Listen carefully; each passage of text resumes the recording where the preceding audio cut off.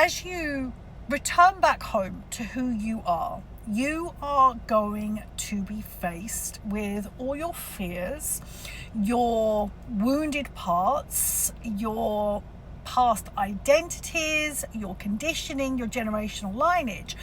And you must cultivate the skill of being able to stay with yourself when you are faced with these parts of you. And what I've noticed more recently in myself is my perfectionist part keeps showing up in my life, and I wanted to share with you how I manage her. Now, the perfectionist part of me is one of my protectors. She learned very early on that if we do everything right, if we have everything nailed down in a certain order and it looks perfect, then we are safe, we are lovable, we are acceptable, we will find our sense of belonging. That's not her language, that's my language from doing years of therapy, years of training, years of inner work on myself. All she knows is that it has to be perfect, and if it's not perfect, we are unsafe, we are in danger.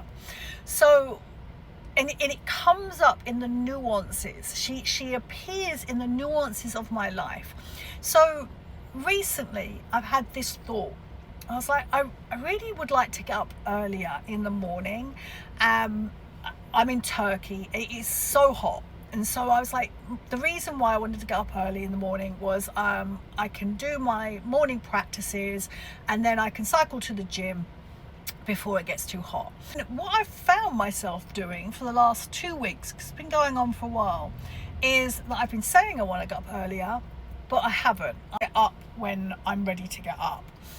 And the first thing that goes through my mind in the morning, because I've said this is what I want to do, I'm like, oh, you haven't woken up again. Oh, well, you wasted the day and you said you was going to get up early. So I start having a go at myself. So my perfectionist comes in. So she comes in center stage and she starts having a go at myself. Now, I've got to be able to hear myself. I've got to be willing to listen to her with an open mind and an open heart. And I've noticed her coming up first thing in the morning, and then behind her follows this load of anxiety. It's like this unease, this unsettledness, and I am noticing it.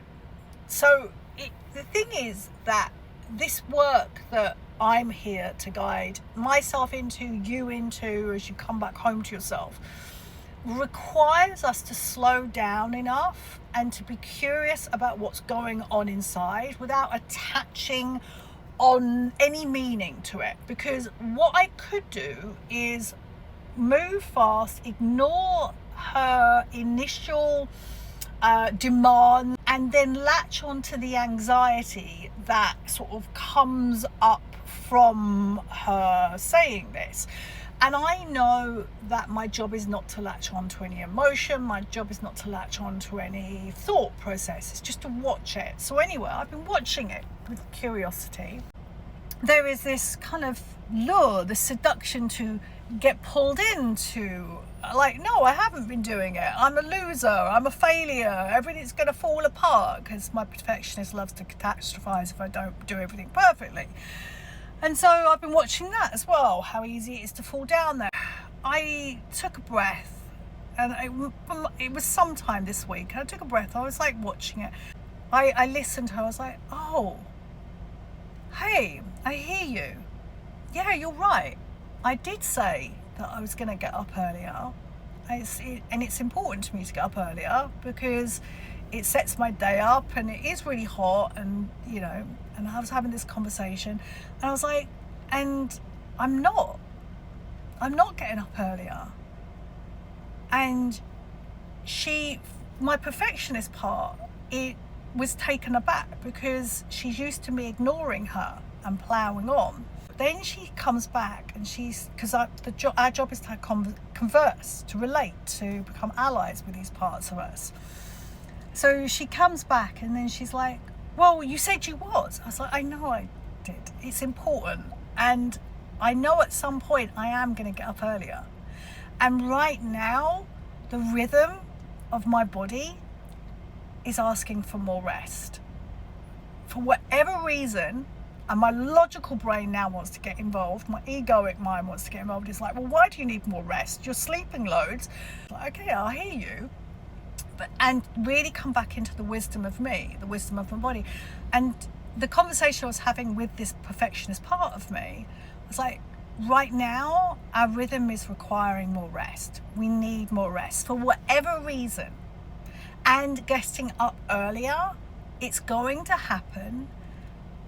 And it's not happening right now. And I know I said it's going to happen and I want it to happen.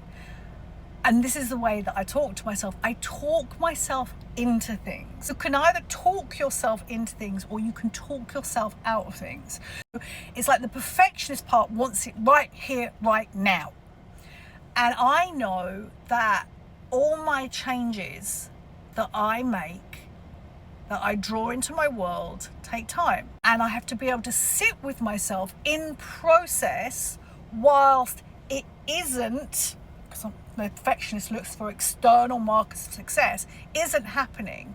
And I know that it's the ability to be able to stay with myself, to become allies with my perfectionist, and to be able to talk to her.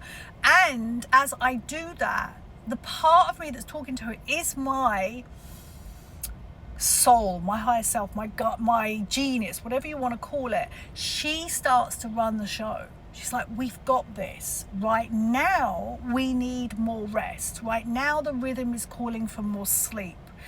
We will get up earlier. It will come. And here's the other thing that the perfectionist thinks is true, is that we have to get up early every single day for it to be a success. And all I know is about my body, and I'm sure you know this about your body, is that my body goes through ebbs and flows. Sometimes she wants to wake up early, sometimes she wants to wake up a little bit later, sometimes I eat really well, sometimes I snack a little bit more. Like, life is not about being linear, being like, oh my God, I've got to have everything, all my ducks in a row all the time. It's about living with our internal messiness. It's about living, oh God, this is good.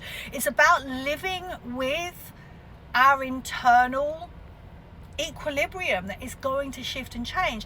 That is what it means to come home to yourself, to be able to stay with yourself all the time and not abandon yourself. And abandon yourself would be, I would have a go at myself, I berate myself, I would get lost in the anxiety, I would think I'm a failure. And then because I think like that, then that has a knock-on effect on my actions and my choices. And so I know that it all starts within. It's like how I talk to myself is everything. How I talk to my protectors is everything. It's how I stay with myself and do not leave my side is how I return. It's how you return to yourself. Create a safe environment so you never, ever, ever want to escape from yourself ever again.